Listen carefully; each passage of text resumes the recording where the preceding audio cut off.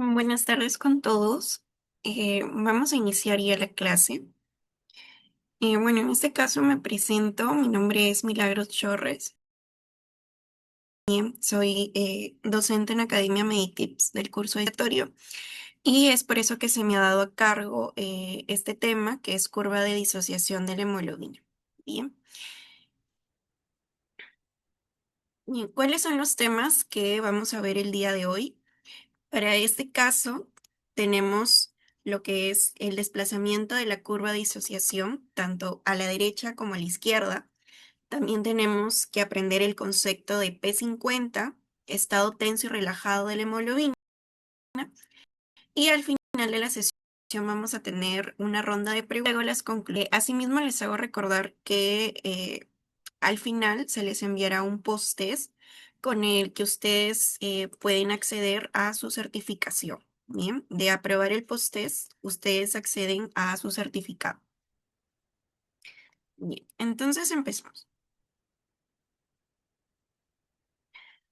En el gráfico, bien, tenemos a lo que llamamos la curva de disociación de la hemoglobina. Bien, ¿qué nos quiere decir esta curva de disociación de la hemoglobina? Bien, es, digamos, el gráfico, bien, que nos va a ilustrar, ¿no?, la saturación de la hemoglobina a cierta presión parcial de oxígeno.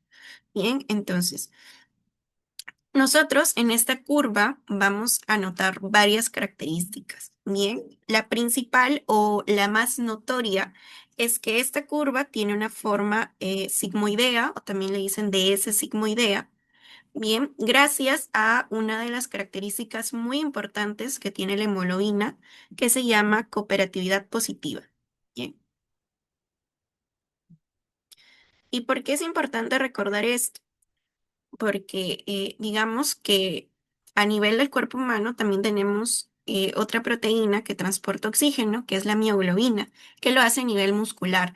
Pero la mioglobina solo tiene un solo sitio de unión para el oxígeno y por ende su curva no va a ser, digamos, con esta forma sigmoidea, sino va a ser una curva, digamos, en forma de hipérbole.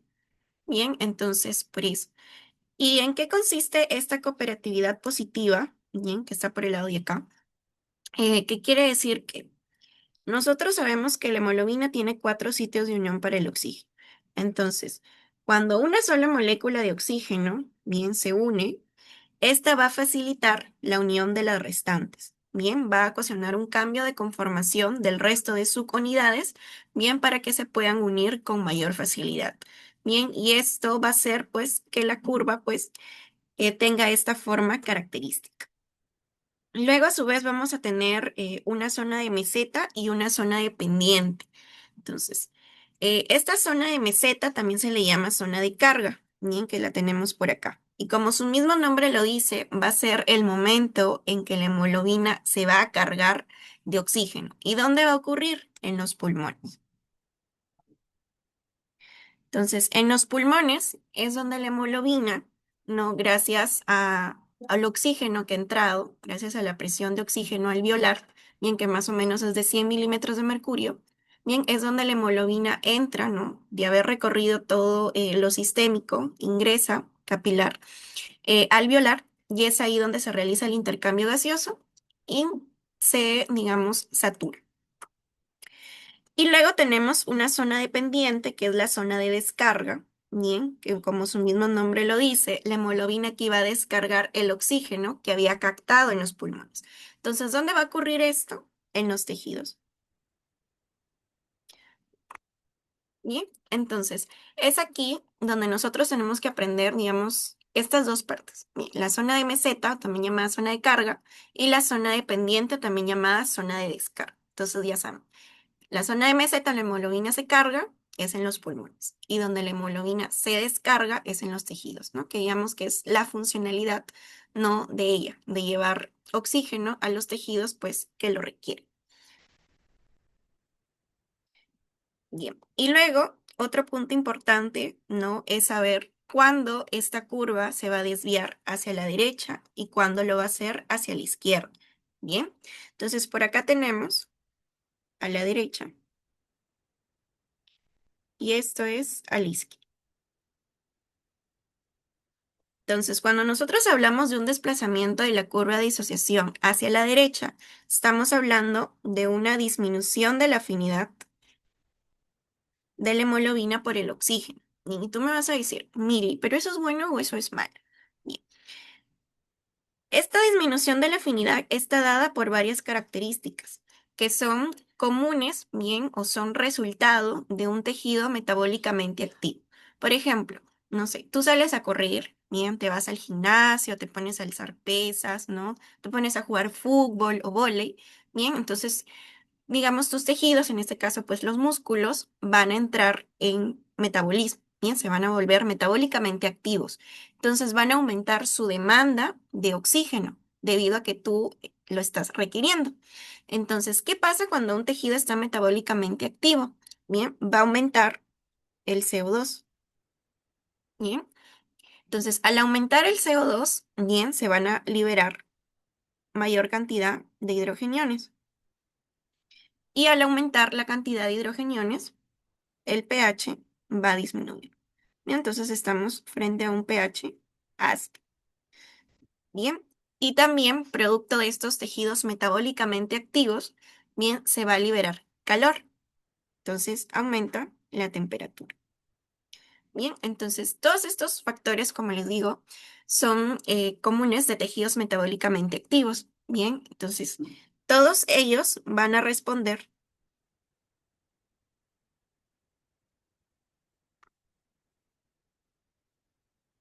bien, todos ellos van a responder a un, a ver, un momento, creo que no se está compartiendo.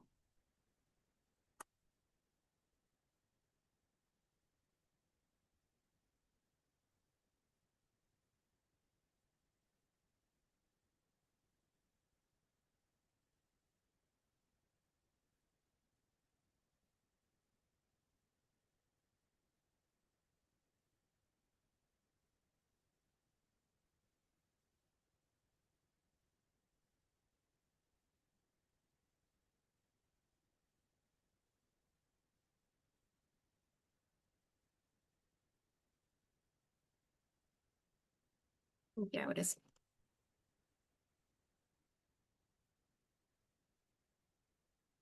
y ahora sí continuamos.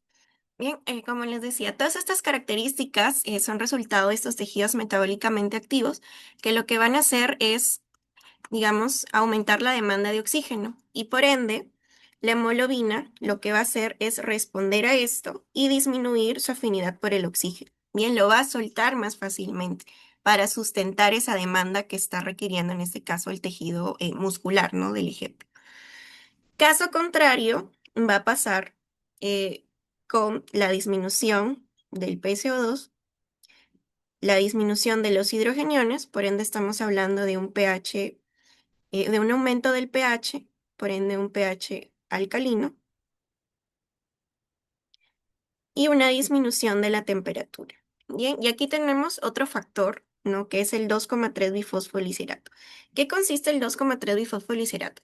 Bien, este va a ser un producto metabólico que se produce por vía glucolítica, bien, pero en situaciones anaeróbicas. Bien, entonces, por ejemplo, acá también lo teníamos. Entonces, si estamos hablando que un tejido está metabólicamente activo, bien, a veces entra en situaciones anaeróbicas porque aumenta su demanda de oxígeno. Entonces, este 2,3 bisfosfoliserato es muy importante porque va a unirse a la hemoglobina de tal manera que modifica el sitio de unión al oxígeno y hace pues que se pueda liberar con mayor facilidad. Entonces, si nosotros tenemos bajas concentraciones de 2,3 bifosfoliserato, el efecto va a ser lo contrario. Bien, va a aumentar la afinidad de la hemoglobina por el oxígeno, haciendo pues que le cueste soltar. Y el último ejemplo es la hemoglobina fetal, que lo vamos a ver más adelante, pero en sí la hemoglobina fetal muestra una gran atracción por el oxígeno porque ella tiene que captarlo a través de la placenta, ¿bien? Para suministrarle el oxígeno necesario, en este caso el feto. Y asimismo, a diferencia de la hemoglobina del adulto, la hemoglobina fetal no, digamos, se une al 2,3 bifosfoliserato con tanta facilidad, ¿bien? A diferencia de la hemoglobina del adulto, como les digo. Entonces, eso también a su vez va a generar pues ese efecto. de que su afinidad sea mayor y, digamos, eso va a permitir que pueda captar oxígeno suficiente a través de la placenta y poder suministrarlo al feto. Bien, ahora tenemos otro concepto importante, que en este caso es la P50. Bien, en este caso la P50 es el estado donde la hemoglobina se va a saturar al 50%, bien, a una cierta presión parcial de oxígeno, que en este caso es 27 milímetros de mercurio. Otras bibliografías mencionan entre 26 a 27, bien, de manera mencionarlo. Entonces, ¿por qué es importante conocer la P50? Bien, porque va a ser un indicador de la afinidad de la hemoglobina por el oxígeno. ¿Por qué? Porque si nosotros tenemos mayor P50, quiere decir que la hemoglobina se ha saturado al 50% con una mayor presión parcial de oxígeno. Entonces, la afinidad va a disminuir. Bien, la afinidad por el oxígeno va a disminuir. Caso contrario, si tenemos una menor P50, bien, la afinidad va a aumentar. ¿Por qué? Porque en este caso la hemoglobina se ha saturado al 50% con una menor, o sea, hay una menor cantidad de presión parcial de oxígeno que ha hecho que se sature el 50%. Entonces la hemoglobina en respuesta lo que va a hacer es captar todo el oxígeno, digamos, posible para poder sustentar las demandas del cuerpo. Entonces, por eso es un indicador de afinidad de la hemoglobina por el oxígeno. ¿Cómo ustedes pueden recordarlo? Porque todo es en sentido opuesto. A mayor P50, menor afinidad. A menor P50, mayor afinidad. Bien, es al contrario. Entonces, es una manera de recordarlo. Y nos va a permitir conocer ciertas situaciones patológicas, como por ejemplo anemia, enfermedades pulmonares, enfermedades metabólicas y también para monitorizar lo que es la función respiratoria. Bien. Ahora vamos a ver, digamos, cada factor que desplaza la curva de disociación de manera separada. Bien, entonces el primero es la temperatura. Bien, ya habíamos visto, ¿no?, que el aumento de temperatura desplazaba la curva de disociación hacia la derecha. Y aquí Boron nos ofrece un gráfico, bien, que representa, ¿no?, lo que hemos hablado. Tenemos distintas temperaturas, ¿no? La temperatura corporal de 37 grados, bien, que es el color rojo, ¿no? Si tenemos una menor temperatura, bien, de 33, vemos como la curva, ¿no?, de la normalidad se ha desplazado hacia la izquierda. Y si tenemos mayor temperatura, la curva se va a desplazar hacia la derecha. Pero ¿por qué ocurre esto? Porque como sabemos, la hemoglobina es una proteína, ¿bien? Y por cuestiones bioquímicas, ¿bien? Cuando aumentamos la temperatura a una proteína, lo que tiende a hacer es sufrir cambios de conformación. Quiere decir que sus enlaces, ¿bien?, que conforman en este caso a la proteína, van a comenzar a desestabilizarse, ¿bien? Y esto va a hacer que en este caso la hemoglobina suelte el oxígeno, ¿bien? Es por eso, al aumentar la temperatura va a sufrir un cambio conformacional porque es una proteína, ¿bien? Y eso va a hacer que el oxígeno se libere. Luego tenemos lo que es el efecto Bohr. En este caso, Christian Bohr fue el que estudió, ¿no?, el efecto del pH, bien, y de la presión de CO2 en tejidos metabólicamente activos. Y es por eso que, digamos, a ese estudio se le denominó el efecto Bohr. Bien, entonces, ¿qué nos hablaba Bohr? Que en los tejidos metabólicamente activos, bien, se producían dos cosas. Una liberación, digamos, o aumento de lo que era el CO2, bien, y esto a su vez modificaba el pH, bien, volviéndolo un medio ácido. Y esto hacía que en este caso la hemoglobina, ¿no?, soltara más rápido el oxígeno, bien, a esos tejidos. Entonces, por eso acá tenemos la misma gráfica, bien, a distintas presiones de CO2 hay un cambio de pH, ¿no? Si tenemos una presión de CO2 de 61, ¿no?, que no es normal, bien, tenemos un pH de 7,2, o sea, un pH ácido. Bien, entonces vemos cómo la curva se ha desplazado de la normalidad grandemente hacia la derecha.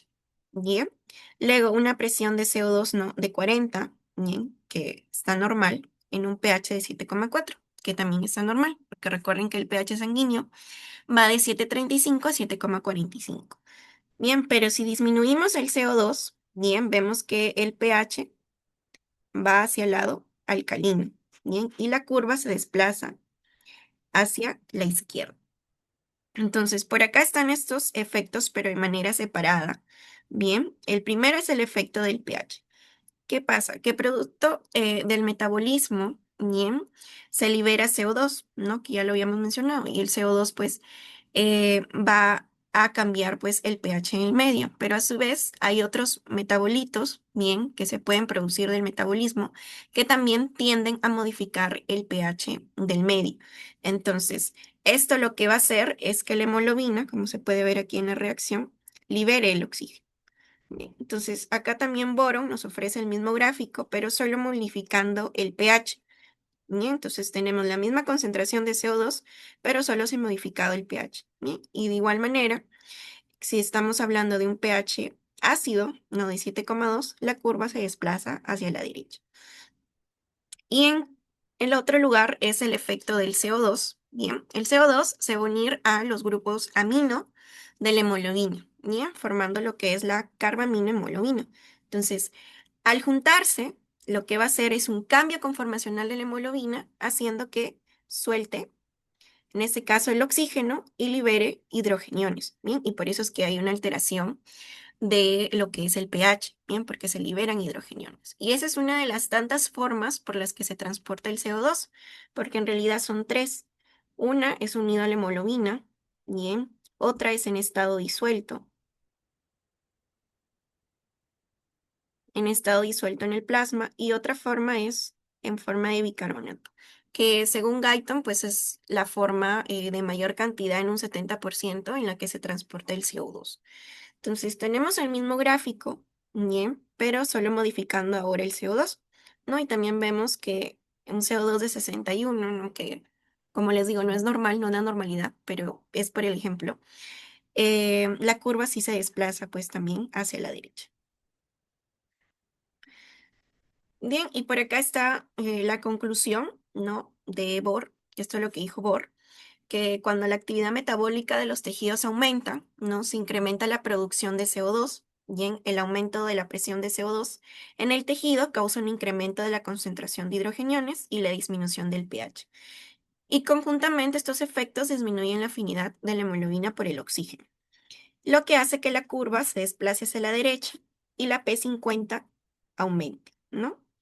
Todo lo cual facilita la descarga de oxígeno desde la hemoglobina a los tejidos. Bien, y este mecanismo ayuda a garantizar que la liberación de oxígeno pueda satisfacer la demanda, ¿no? Como el ejemplo que les puse al inicio. Si tú estás haciendo ejercicio, te has ido al gimnasio o a jugar fútbol, no vas a tener, digamos, un aumento de la demanda de oxígeno, en este caso a nivel muscular.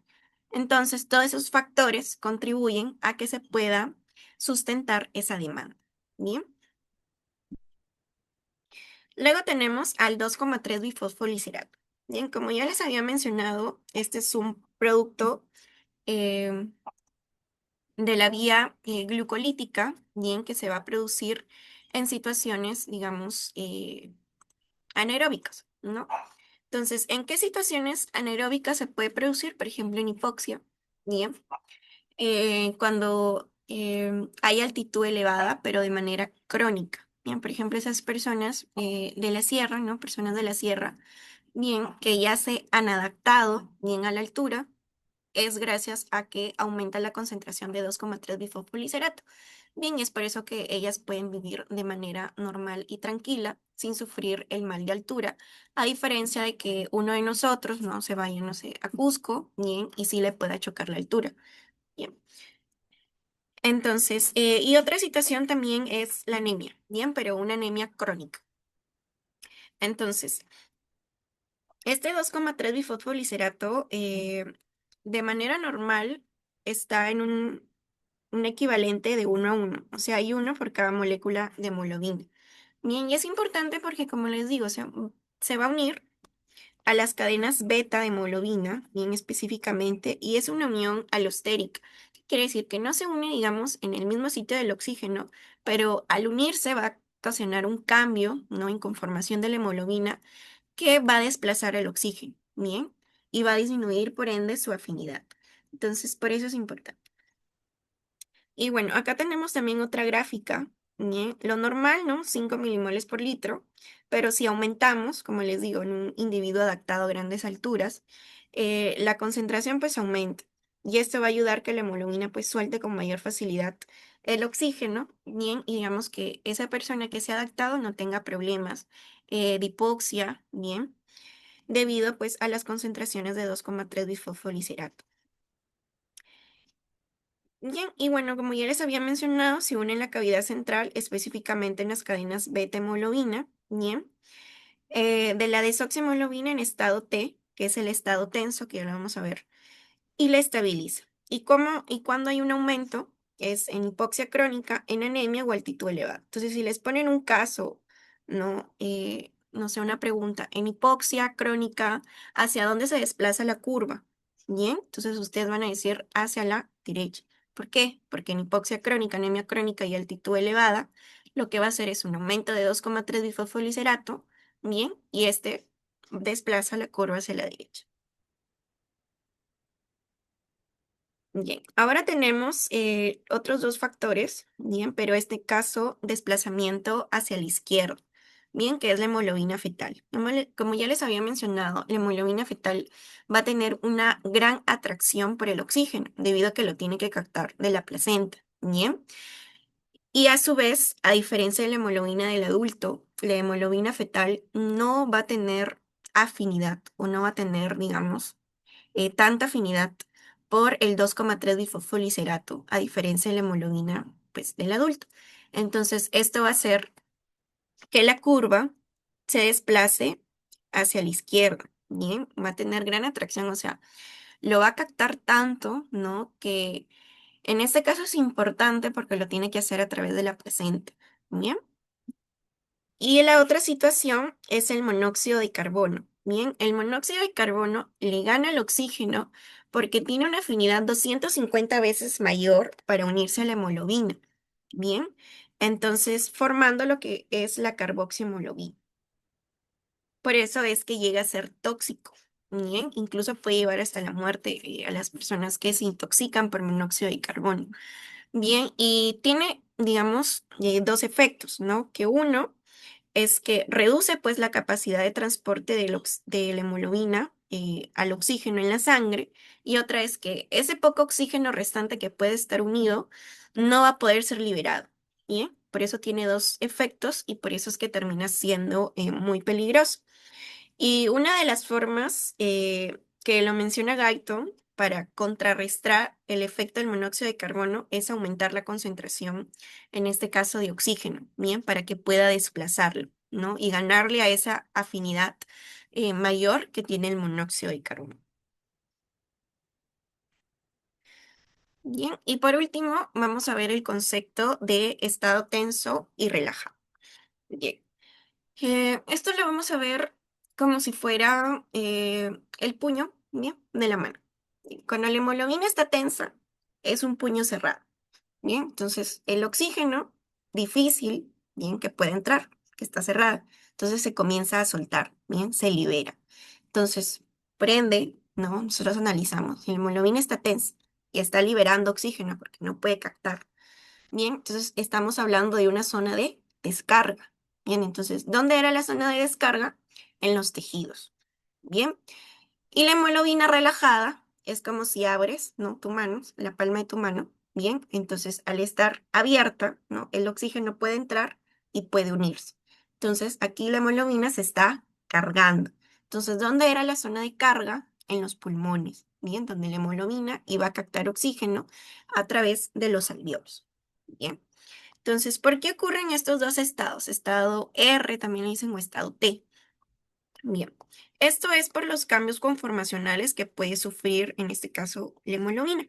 Cuando estamos hablando de un estado T, bien, estas uniones, bien, estos enlaces iónicos y puentes salinos que forman parte, ¿no? De la conformación de la hemoglobina se estabilizan, ¿bien? Digamos, se vuelven fuertes.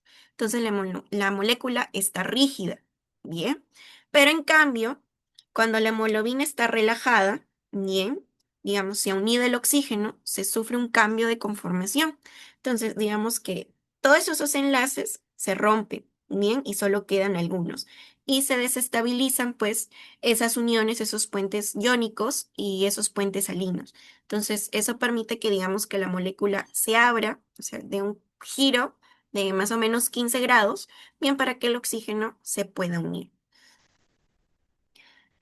Bien, y entonces este digamos que es el gráfico, digamos que representa el ciclo, bien, ¿no? Tenemos aquí la molécula de hemoglobina, tenemos aquí el oxígeno que se ha unido en los 4 sitios de unión, tenemos la zona de carga, ¿no? Que ocurre en los pulmones, donde la hemoglobina está relajada, bien, entonces pasamos a tener una oxihemoglobina.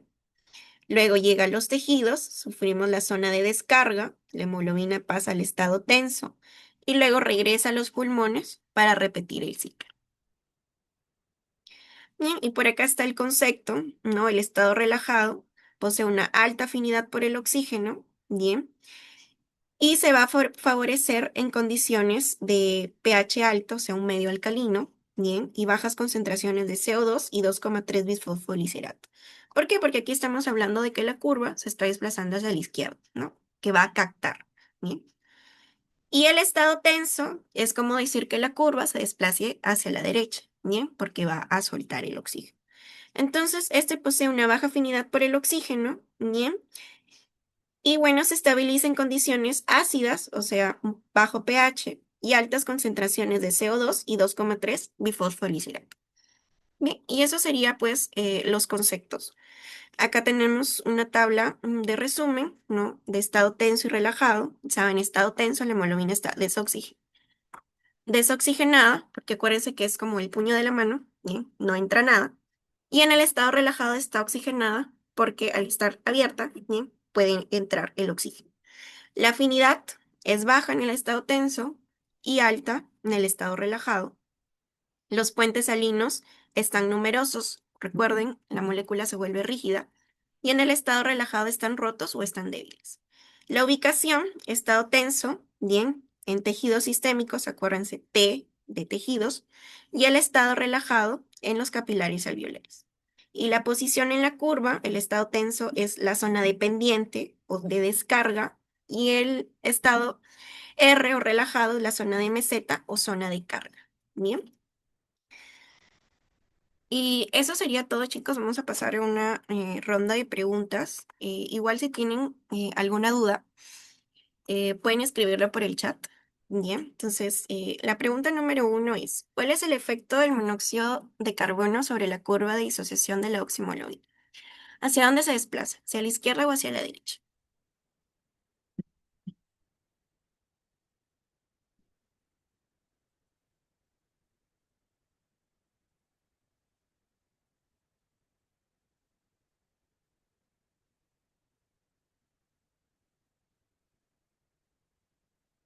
Pueden escribir la respuesta por el chat.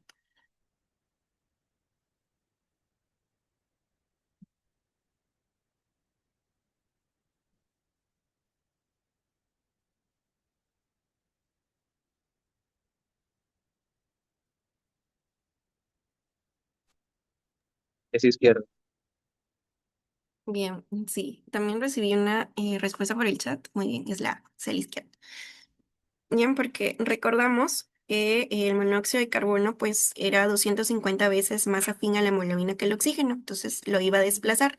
Y el poco oxígeno, ¿no? que quedaba en la hemoglobina tampoco iba a poder ser liberado, y por ende se desplazaba la curva hacia la izquierda. La siguiente pregunta, ¿cuál es el efecto de la hipoxia sobre la curva de disociación de la oximoglobina? ¿Hacia dónde se desplaza? ¿Hacia la izquierda o hacia la derecha?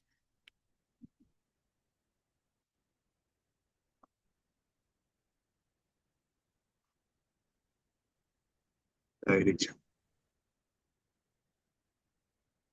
Bien, sí, derecha. Bien. Y recordamos en este caso que en situaciones de hipoxia, ¿no? Que era hipoxia crónica, lo que iba a aumentar era el 2,3 bifosfoliserato. Entonces, esto hacía que la curva se desplazara hacia la derecha. La siguiente, ¿cuál es el efecto de la anemia sobre la curva de disociación de la oximoglobina? ¿Se desplaza hacia la izquierda o hacia la derecha?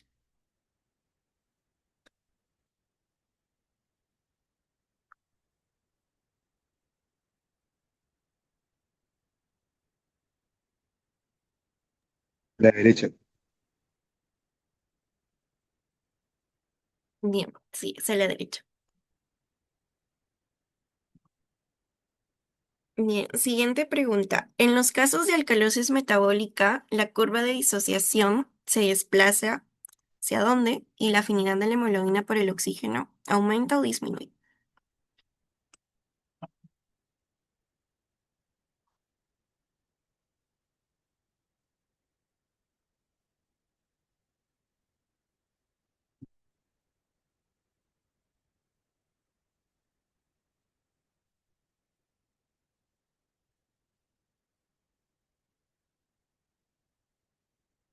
Sí.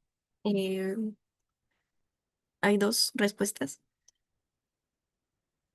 Bueno, la respuesta es, acuérdense que en alcalosis la curva se va hacia la izquierda, bien, y la afinidad por el oxígeno, en este caso, aumenta.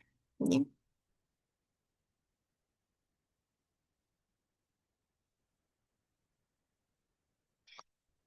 bien. Y la última, la hemoglobina en su estado relajado. ¿Disminuye su afinidad por el oxígeno o aumenta su afinidad por el oxígeno? ¿Y está unido al oxígeno o no está unido al oxígeno?